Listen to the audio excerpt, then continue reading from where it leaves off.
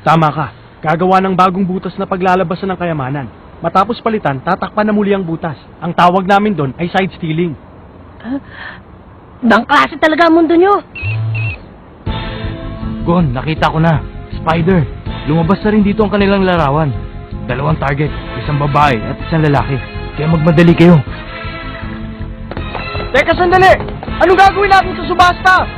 Bahala ka! Pilitin mo tuwa sa preso! Ayos to! Akong bahala sa lahat!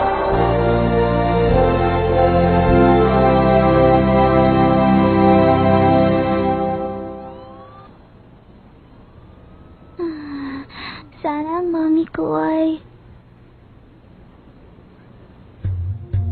Sige, ikaw naman! Ang galing! Ako naman! Ayan! Ang daya mo! Huwag ka munang titira! Ay, sige! Ang galing! Ako naman! Teka, wag yan! Ako nasabi!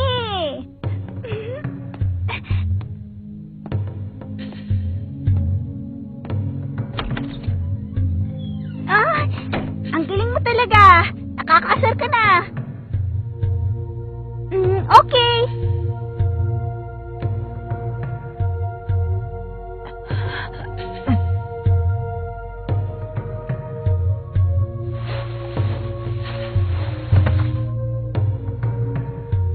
Dinadaya mo ko eh!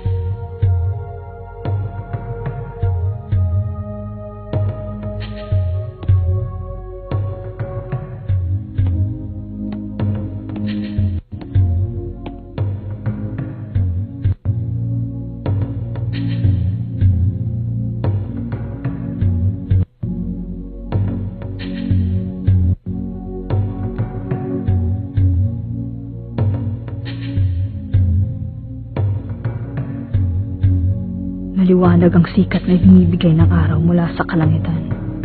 Berde ang kulay na naghahari sa lupa. Ang aking kaluluwa ay bumababa mula sa pinanggalingan ng buhay. Ang aking katawan ay binabasbasan ng ilaw na ibinibigay ng araw at buwan. Ipinagkakatiwala ko ito sa hanging humampas sa lupa. At higit sa lahat, nagpapasalamat ako sa lahat ng aking mga ninuno. Handa akong harapin kung ano man ang kapalaran na naghihintay sa akin. Dadamayan ko ang aking mga kasamahan. Dadamayan ko sila sa hirap at ginhawa. Humihingi ako ng tulong sa 5 elemento ng buhay. Isinusumpa ko ito sa mga pulang mata ng kuruta.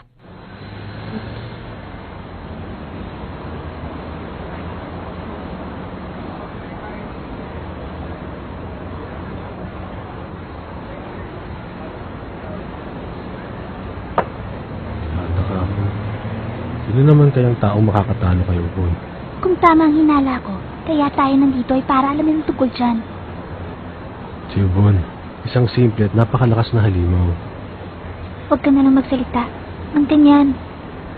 Pero kahit gaano pa kahusay ang kanyang makakalaban, alam kong madidiskarte niya yon dahil mahusay siyang mandirigma. Alam ko yon.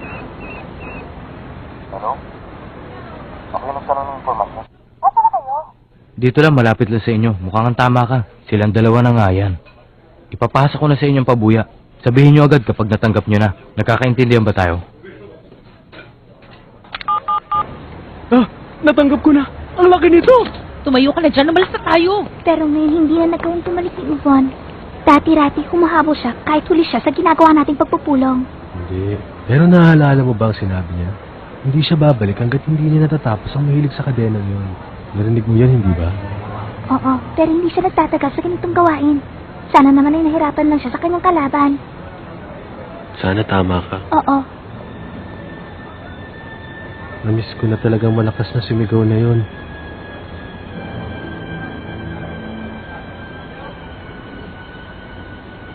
Tatapusin ko siya, pangako. Sigurado ngayon magsisimula ang problema. Paano kaya natin mahuhuli ang 2 pangit na yan? Imposible. Ha? Siguradong hindi natin sila makakayang hulihin eh. Anong sabi mo? Bakit ka naman nagsasalita ng ganyan? Kung maingay, mahalata nila eh. Gon, kausapin mo nga yan. Sa palagay ko, delikado nga. Ano? Determinado rin akong gawin ito. Pero kapag nakaharap ko sila, kakabahan ako. Ganon din ako. 3 taon na nakalipas mula na kausapin kami ng aking ama. Kaya sana makaya ko. Ganun ba talaga sila katindi? Isipin mo na lang na may 2 hisok na nakaupo dyan. Sa palagay mo ba makakaya mo sila?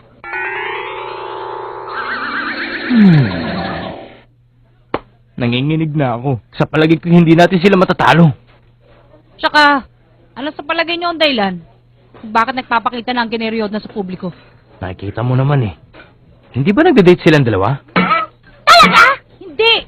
Kunwari, patay mali siya lang sila. Pero siguradong alam nila kung anong ginagawa ng mga tao sa paligid. Talaga? Oo, mukha silang walang pakialam. Pero maingat nila pinagmamasa ng lahat na gumagalaw. Pati na rin ang paligid. Kapag lumapit tayo, makukuha natin ang kanilang atensyon. Kaya ni tumingin, huwag niyong gagawin. Nung una, ang buong akala ko'y natural lang sa kanilang maging maingat dahil hinahanap sila ng grupo ng mafia. Pero kung ganun nga, sigurado namang hindi sila magpapakita sa lugar na ganito. Pati Bong. Hindi sila natatakot kung sakaling may humahabol sa kanila. Nakalimutan ko na tuloy na sila ang mga spider. Naghihintay lang. Naghihintay sa sino mang mahuhulog sa bitag ng kanilang sapot. May nanonood. Yung ngayon ay hindi na mga baguhan. Hindi ko alam kung nasaan. Pero tinitingnan nila tayo. Yung mahilig sa kadena. Hindi ko alam. Pero kung siya nga yun, baka hindi ko na mapigilan ang sarili ko at hindi na masunod ang pinuno. Alam mo, sa palagay ko gusto matutunan ng ating pinuno ang kanyang abilidad. Machi, ang sinabi lang niya sa atin ay magsama tayong dalawa at hanapin yung mahilig sa kadena. Alam mo naman yung lihim na patakaran sa ganitong sitwasyon, di ba? May buhay o wala, tayo nang bahala. Tama ka. Wala akong pakialam kung anong gagawin mo kapag nakita natin sila. Basta't wag mo lang akong pipigil sa aking gagawin. Ang sinabi ko lang ay ang gusto ng pinuno, ikaw itong maraming sinasabing ideya dyan.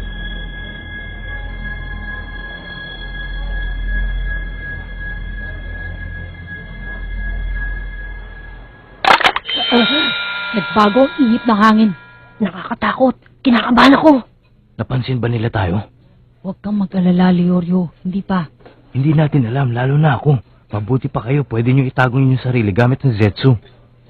Kung gagamitin naman yun dito, tiyak na mararamdaman nila ang aming kapangyarihan. Pero hindi nila inaasahan na magiging ganun kadali yun. Ang tinitignan nila ay ang ugali ng mga nakapaligid sa kanila. Galaw ng mukha at ang pag-ikot ng mga mata. Kaya kapag nakita nila kayong dalawa, halatang halata. Kaya ako sa inyo, relax ko lang dyan. Akong bahala sa inyo. Kain lang kayo. Mag-usap! Natural? Hindi naman ganyan. Ngayon palang kailangan na magdesisyon. Kung dadalhin nga natin siya sa ating pinuno nang may buhay o wala. Ano? Walang problema.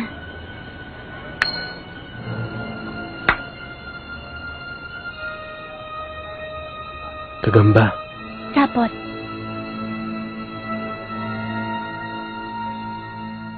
Sa bilang niyong yan, nailigtas niyo pa rin ang buhay na pinakamamahal kong anak na si Neon.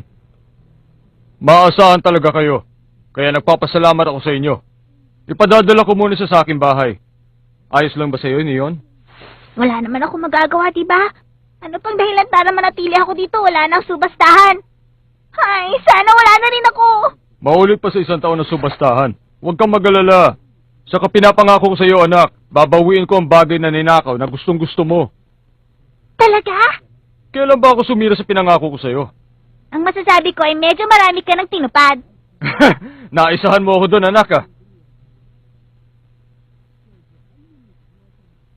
Senritsu at Basyo, makinig kayong dalawa sa akin. Aalis kayo sa lugar na to at sasamahan ng aking anak. Kayong dalawa namataan nila nung mahuli niyo yung halimaw. Kaya delikado rin inyong lagay. Pero ang masasabi ko lang ay mas mahusay pa rin kayo kaysa sa ibang taong nagmula sa hunter site. Mag-iingat kayo pag alis. Kung kailangan baguhin ang muka ay gawin nyo para hindi kayo makilala. Ano yun? Kailangan mo na rin pumasok sa kwarto para maghanda. Opo. Nakakainis.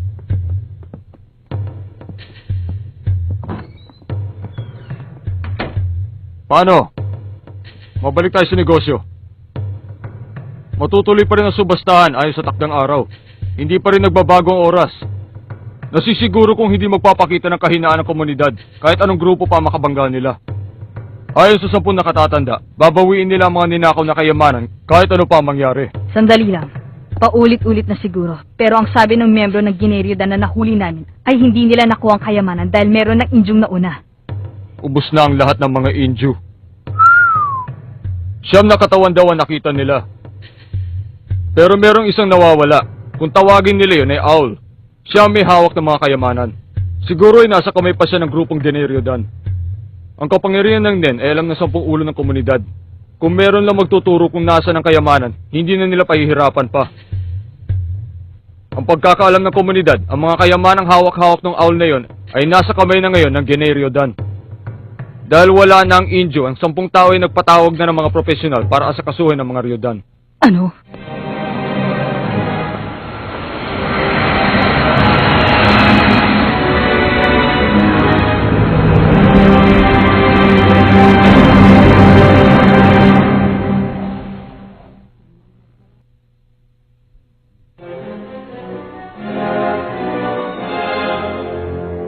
Para sa amin, ang pagtapos ng buhay ay ginagamit lamang para manakot, hindi propesyon. Ipinapaubayan na namin sa mga profesional ang trabaho para tapusin ang buhay ng mga taong katulad nila. Ang 10 pinuno ay nag-organisa na ng grupo na binubuo ng mahuhusay profesional na tagapaslang. Kahit hindi na tayo gumawa ng hakbang, ang mga taong yun ang tatapos sa Generiodan. Pero ito na ang pagkakataon para makapagbalaki tayo sa komunidad. Hindi lamang ang mga profesional na tagapaslang na yun ang dapat makinabang dito. Makinig ka sa akin, Kurapika. Gusto kong isali ka sa kanilang grupo. Ikaw lamang ang natatanging may kakayahan para sumama sa kanila. Papayag ka ba?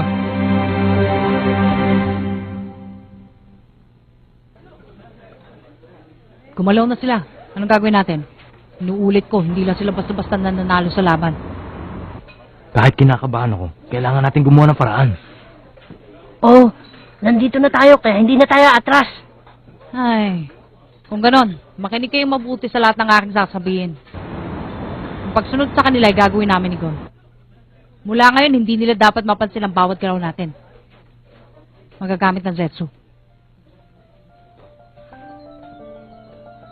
Aba, kahit nandito sila, parang hindi ko pa rin sila nararamdaman. Si Killua man ay lumalabo na rin sa paningin ko. Gon, mangako ka ng 2 bagay. Sa oras na mapansin nila ang isa sa atin, kailangang ihinto ang pagsunod. Iiwan ko kagad ang lugar ko. Kapag napansin nila ang ginagawa natin pagsunod, maaaring tayong mapahamak at hindi magtagumpay. Maliwanag ba yun?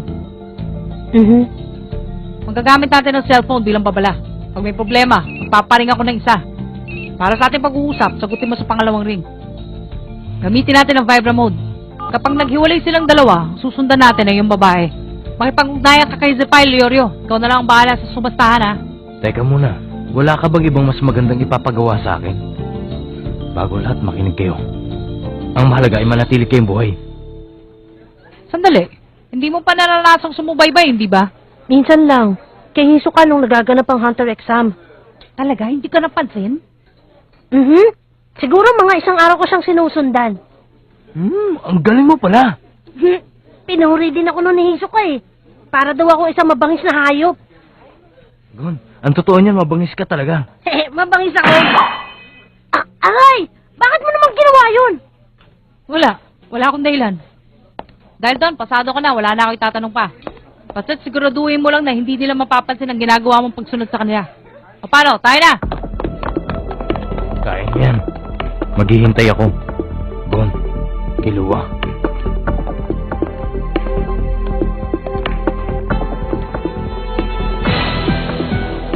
Ang mga target, naglalakad na palabas dito.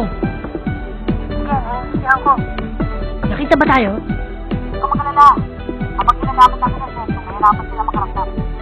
Pero lagi sila nakanda sa mga sumusunod, kaya mag-iingat ka. Malamit ang tema. Bakit ganun? Parang hindi lang siya kinakabahan. Sana alam niyang pag naramdaman kami ng mga ito, katapusan na ng buhay namin. Gagawin kong lahat para malaman kung may pagbabago sa kanila yung kinikilos. Malamang hindi nila kami makita. Kapag nalaman nila ang ginagawa namin, may makikita akong reaksyon. Kailangan naming maging maingat. Kung hindi, para lang kami makutong titirisin. Dapat maging mabilis din ang aming pakiramdam sa ginagawa namin ito. Pero sa pag-iinsahin ginawa sa akin ng pamilya ko, mula na ako'y 3 taong gulang pa lamang. Sigurado malaking kalokohan kung mahuhuli nila ako ngayon.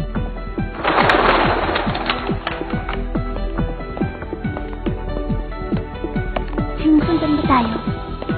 Yun din ang nararamdaman ko. Dahil Nahihirapan tayong maramdaman ng ginagawa nila. Mahusay siyang gumamit ng Zetsu. Mahusay nga silang gumamit ng kapangyarihan.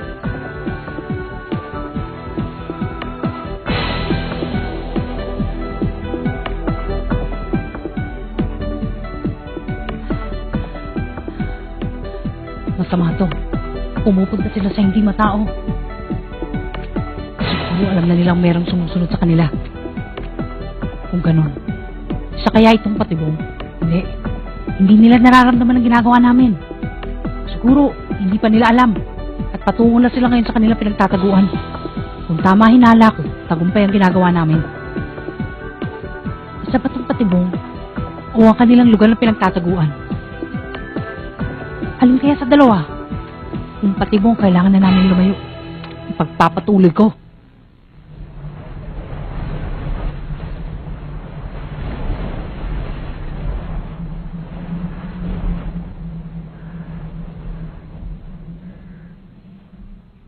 Hindi sila mahuli sa ginagawa nating ito.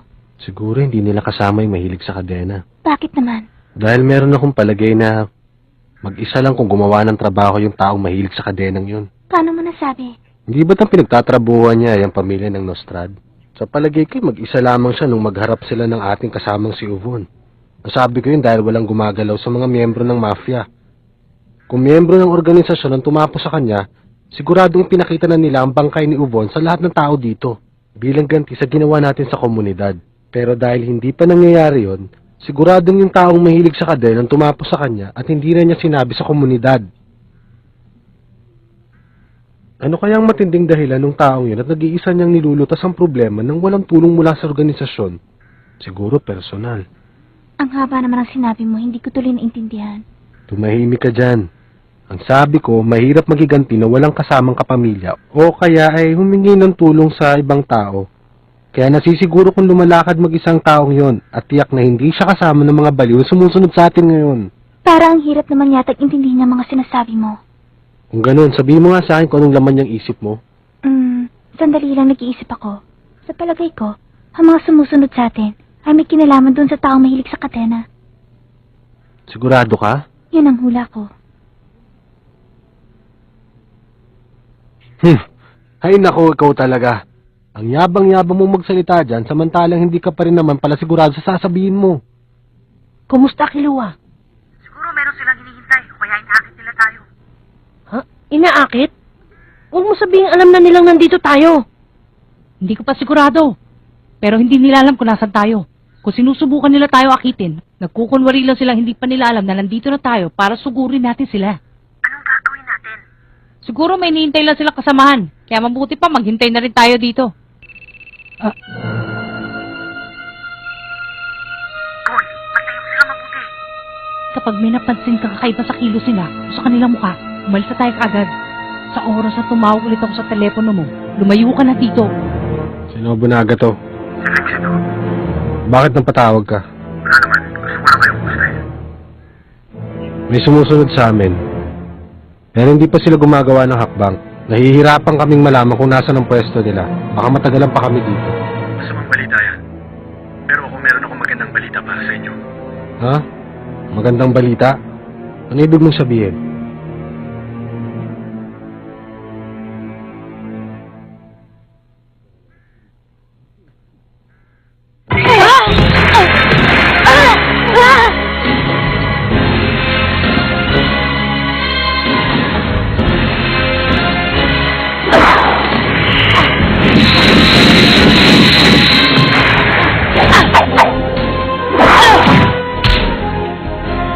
Parang baliwala sa kanya.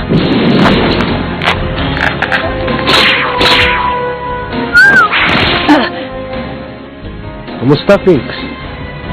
Sabihin mo nga sa amin kung anong ginagawa mo dito. Akala ko ba namamasyal ka ngayong kasama ng ating pinuno? Ikaapat na palabag to. Para maloko ang kalaban, lokohin mo muna ang iyong kasama. Para daw hindi na kayo makapagbulakbol sa trabahong ginagawa ninyo. Yun ang sabi ng pinuno. Ay, nako. Naisa na naman ako ng ating pinuno. Napakarami na talagang tao dito sa mundong itong mahusay gumamit sa kapangyarihan ng Zetsu. Ang pagsunod sa amin, hindi nila alam ginagawa ng iba. Lagot kami. Sandali, mga bata. Meron lang akong kaunting katanungan para sa inyo. Teka muna.